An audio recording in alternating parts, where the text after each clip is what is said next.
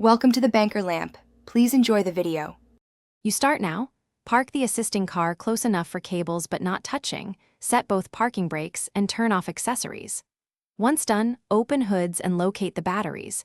You need to know which terminal is positive plus, red, and negative, black.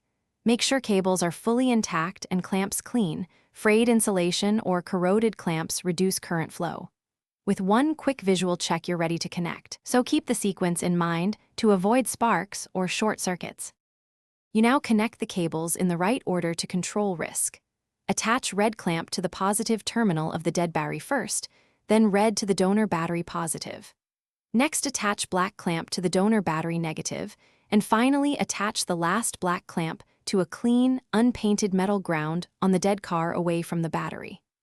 Once connected, start the donor and let it idle around 1000 RPM to stabilize voltage. Monitor donor electrical load and ensure clamps stay secure and not warming excessively.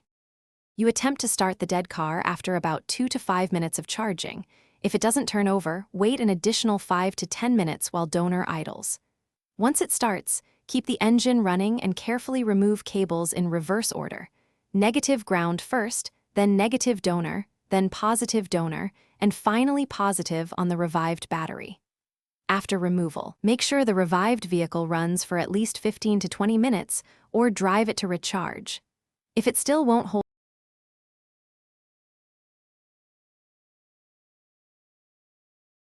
Thanks for watching. If this was helpful, leave a like and consider subscribing. See you next time.